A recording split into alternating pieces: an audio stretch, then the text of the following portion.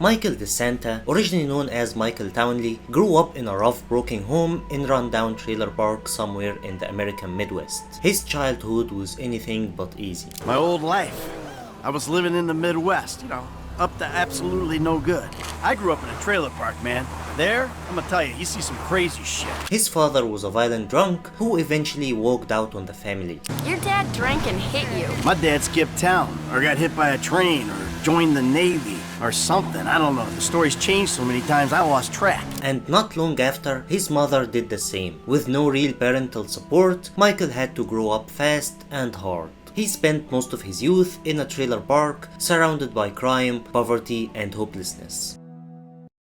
It didn't take long for him to start getting into trouble. Despite his tough upbringing, Michael showed real talent in high school football. He was a quarterback for an all-state team, even made it into the local paper a few times. But injuries and his own short temper cut that dream short.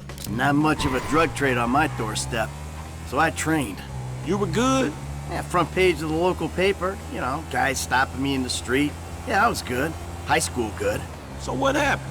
Injury, temper issues, all that shit. That wasn't for me, I guess. With no direction and no role models, he started pulling petty crimes, which quickly escalated into more serious stuff. By the time he was 20, he had already served time in prison twice. I didn't have the advantages that kid has. By the time I was his age, I'd already been in prison twice. In prison, he didn't just serve his sentence, he sharpened his skills. He even learned how to use a tattoo gun. Who knew you could use a tattoo gun? It's one of those skills you pick up in prison. Inking your name on your cellie's ass. After getting out, he pulled off his first real robbery in 1988, stealing $10,000 from a business in Carcer City. Mikey, bro, what was your first bank score? 88, outskirts of Carcer City. Took a small franchise for 10G. Yeah, things were easier back then. From that point on, he never looked back. Meeting with the crew, Michael eventually crossed paths with Crest, a brilliant but reclusive hacker. Together they started planning more sophisticated heists. And then Michael met Trevor Philips while escorting cargo across the border. While Trevor waited to meet his unknown employer, he noticed not one but two dust trails coming up the road. Although he was told there would only be one person meeting him with the cargo. Michael exited the first vehicle while an older civilian exited the second. As it turned out, the more senior civilian had been carjacked by Michael. As Michael tried to make a hasty escape on foot, the older civilian attempted to get Trevor's attention on what had happened. Trevor approached the civilian and fired a flare gun into the man's eye, brutally killing him. He and Michael dumped the body into a lake afterward, which Trevor later described as horrible as the flare gun was still burning inside the man's skull. Trevor and Michael both threw up since the stench from the burning corpse remained. A few days later, I'm waiting on the runway. I see this dust coming up off the road. Only it ain't one dust trail, it's two. I got told one guy in cargo. First car comes through the gate, stops, someone comes out.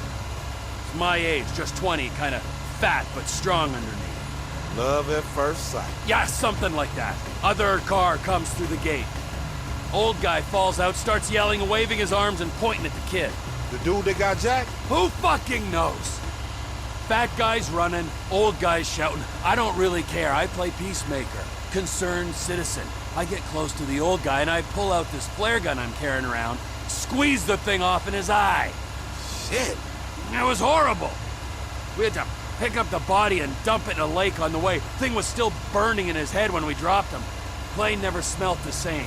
Both of us threw up when we landed. It was quite a baptism. After noticing how well they worked together, Michael brought an aimless Trevor under his wing as a partner for various crimes he would commit. They were both somewhat successful in their profession. Still, Michael claims they were always impecunious and constantly on the run from the law, as Trevor's rage issues would cause him to murder someone in broad daylight, while Michael's circumspection, foresight, and distinctive style of quoting from Solomon Richards' films drew attention, causing him and Trevor to quickly leave town after completing a job. We'd do a job, and he'd want to leave town right away. We could never make friends or contacts anywhere. He'd kill someone in broad daylight and we'd have to jump town.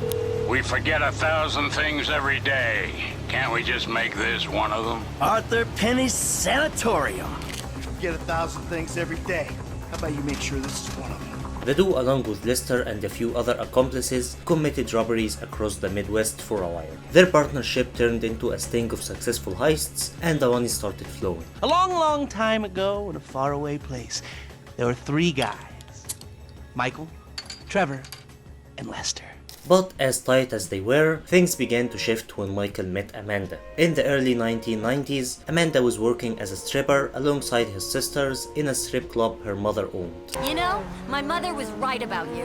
When she wasn't putting her daughters on stage at the strip joint, she was right about everything. Michael was immediately drawn to her. She was tough, beautiful, and knew how to hold her own. I met Amanda in a seedy bar.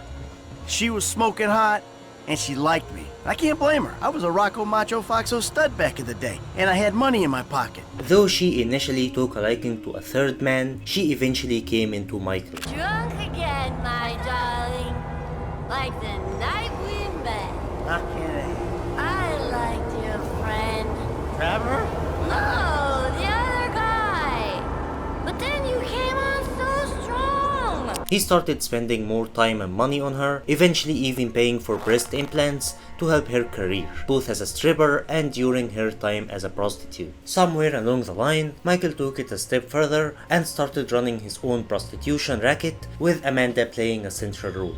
I ran whores, I smuggled dope. Despite the shady beginnings, their relationship grew into something real. Michael and Amanda got married in 1991 after a few months of dating. Back then, they were living in a trailer park somewhere in the Midwest, far from the luxury they'd later enjoy. Not long after the wedding, Amanda gave birth to their daughter Tracey. 2 years later, in 1993, their son Jimmy was born. Having kids changed something in Michael. It wasn't immediate, but after time he started to see things differently. The thrill of the job was still there, but it wasn't just about the money or the reputation anymore. Now, he had something to lose. 2 kids, a wife, a future that might actually be worth protecting.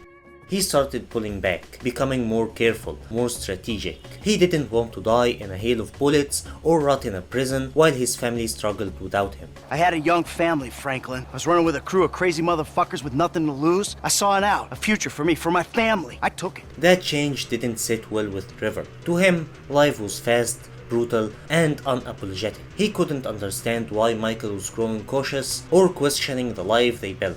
What once felt like an unbreakable bond started to crack. They were still partners, still pulling jobs, but the dynamic had shifted. Michael was thinking about family and the future, while Trevor stayed raw, reckless, and loyal only to chaos. Over time, Trevor began to see Michael as soft, and Michael in turn grew wary of Trevor's instability, fearing he could one day endanger his wife and kids. But in those early days, even as their paths slowly began to diverge, they were still a dangerous and nearly unstoppable duo of 2 men shaped by violence, driven by ambition, and caught in a life that would never truly let them go. And then Trevor met Brad and introduced him to Michael. At some point in 2004, Michael met corrupt FIB agent Dave Norton and made a clandestine agreement to kill Trevor and cut ties with Brad in exchange of the ability to disappear and start a new life. By paying Dave monthly 5-figure amount, he would relocate Michael and his family to Los Santos and provide them with new identities to start over. And most witnesses don't transfer 5-figure sums into a particular FIB agent's bank account every month. As a result of this corrupt deal, Michael informed Dave of their upcoming robbery at a cash storage facility in North Yankton. The two devised a plan in which Norton would wait for the trio near their gateway site with a sniper rifle and kill Trevor, due to his borderline insanity, and whom Michael believed would come after him and his family should he found out about his role in the plan. So they agreed for Dave to shoot Michael, who while actually will be wearing a bulletproof vest would pretend to bleed out, and for Brad to be arrested. The plan would benefit both Michael and Dave, as the former would walk away clean, while the latter would be given a career boost for taking down the supposed most wanted man in America. You remember after the bust, I was in all the papers. I was on the evening news. The man who killed Michael Townley. Trust me, darling. Look at me, Amanda. It was the only thing I could do. Either everyone dies or one guy gets out. I'm that guy. His name is Dave Norton. Nice guy, realist. He gets the glory, I get out. It's not even a decision. Amanda, I don't have a choice. Do you want to die here where it's always snowing? Or do you want to go and live where it's always sunny? The North Yankton heist quickly fell apart. Guards killed, police ambushes everywhere, and their driver shot dead. Norton accidentally killed Brad, then shot Michael as planned, leaving him to fake his death. Trevor fought his way out, convinced Michael was gone. Brad was buried in Michael's grave, while news claimed Michael was dead, Brad was imprisoned, and Trevor was still at large. Michael cut a deal, took on the DeSanta name, and quietly relocated with his family to a mansion in Rockford Hills.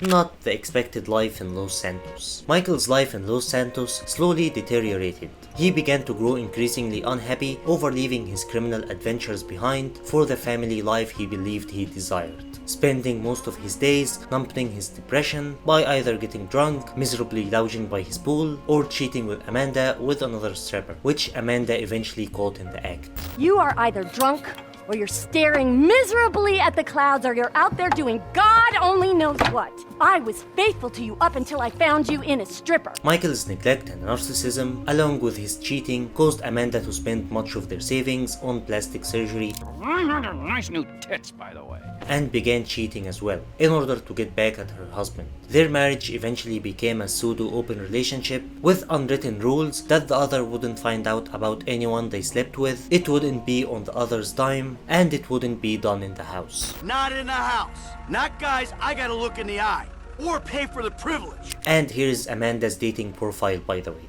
At the same time, Tracey and Jimmy stopped showing their father any respect due to his disapproval of their less than ideal lifestyle choices. Jimmy for being a lazy video game obsessed stoner, and Tracey for being a diva willing to do anything to become famous. Suffering from a midlife crisis and failing marriage, Michael began visiting Dr. Friedlander, an overpriced psychologist, caring very little for Michael's problems. At some point, Friedlander prescribed a medication to Michael that caused him to cry, wet his pants, sleep at the dinner table, and howl in the middle of the night. Figuring he got the doses wrong, he took Michael off them.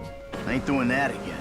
Pissing myself, crying, sleeping in dinner, howling in the middle of the night. Fuck that shit. Maybe we got the doses a little wrong. To fill the void, Michael turned to day trading. At first, it was thrilling, but his impulsive nature and lack of discipline led to reckless trades, losses, and mounting debt, feeding into the cycle of frustration and despair that defined his life in Los Santos.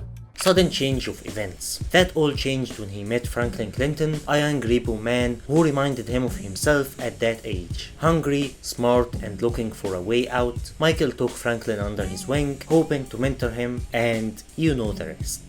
You can check out the GTA 4 protagonist's backstory from these videos, and don't forget to hit the like, subscribe, a huge shout out to Spidey, and I see you guys in the next video. Peace.